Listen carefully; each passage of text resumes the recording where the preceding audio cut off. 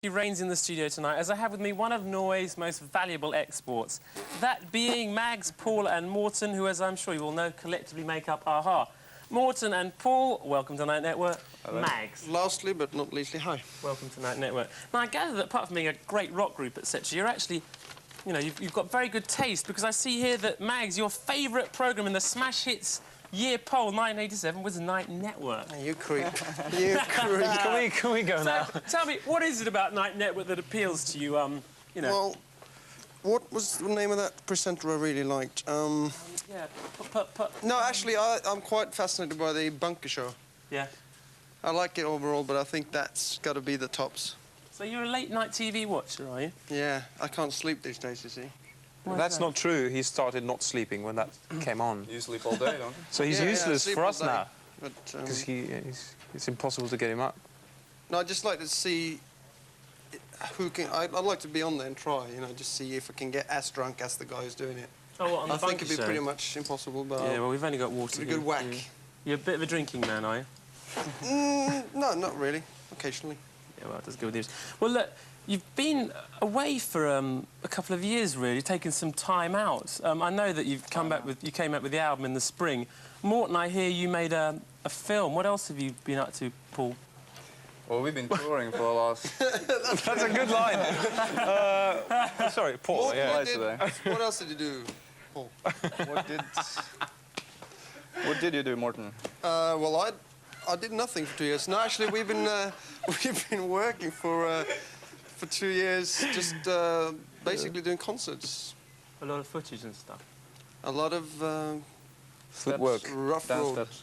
Yeah, it's been good though. I mean, it's, you know, I think we deserve a little break now. But why did it take you, you know, so much more time to come up with another album from, you know, the first album sort of like shot out fairly quickly? Well, you see, the problem there is that when we started out, the first album was ready from our hands for a long time until it sort of broke any ground.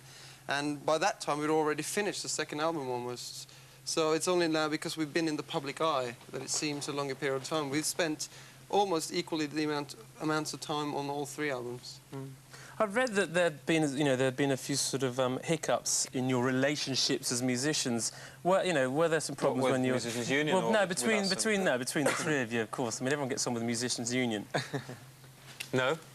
They're not. It's just sort of like gutter press, inventing things. Yes. I'm sorry, yeah. I'm afraid so. You've never felt the strain of being, you know, I mean, AHA is a sort of formula for success as the three of you. Did that put a lot of pressure on you to sort of... I'll tell you, if we ever get a real hiccup, we'll come straight to the studio and talk about it with you. But there hasn't really been any, because what we've been fighting is always things... There's always been things outside the band, really. We've been fighting sort of together for something, and we've never really had a problem like that. What are you fighting for, then? Ooh. No, you said you've been fighting for things outside of the band, you know, apart from peace and love. What are your sort of goals and ambitions as a group? Well, being in the music business, I mean, we like to make good music. And it's, you know, we've done some stuff which we're pleased with. We still feel we have a long way to go. Yeah. To a certain degree, I think we all feel that having a certain amount of success earns you the privilege and the sort of... it's possible to release records that aren't necessarily formatted for the charts, but you're successful, so... You mean people... your songs? Oh. Some of my songs have crept in. No, but I mean, there are songs, there are singles we've had which we knew weren't going to be sort of the hottest thing, selling like that, but we just wanted them to be out on the radio because they sounded different from the run-of-the-mill sort of... And there are other songs that we have that are lighter and more sort of like this one, you know, sort of unpretentious. In a way, it's a question difficult to answer unless you want the obvious answer, which is we want anything we release to be solid, to be very good, and to feel good about it yourselves. It has to be success with yourself. It has to move me. If it moves me, then I'm fine with it. You know, no matter what happens to it, really. I mean, the sort of light I'm looking at it is in that, you know, people. You know, your fans are teeny bop fans, okay? Now people then... Oh, it's... I didn't know. Are you a teeny bopper? No, well, I haven't stated my musical preferences tonight. But, you know, when you played the NEC, even this year, after 2 years, the audience was largely screaming kids. Well, they do tend to be more noticeable when they are screaming. I think that's a fact. But what I think what is fair to say is that you are followed around by a young audience, which may be wrongly called a teeny bop audience, and people by virtue of this would sort of categorise your music as like ephemeral pop, but. Well, I don't even understand that. What does that mean, ephemeral? Ephemeral's like throwaway, listen to it for a couple of weeks and then that's it. I mean, do you think your music has got a more lasting... I think possibly we have a larger audience, a potential audience among people who doesn't go in for the sort of teeny pop thing, but have been put off by the way we have sort of been presented. Well, you haven't just been presented, you've courted it. You've done all the Smash Hits interviews, all the Blue Jeans interviews and stuff. We will always do everything, because basically I would think it would be very snobbish not to do everything. We don't choose to do this or do that. We do, whoever wants us to do it, we'll do it.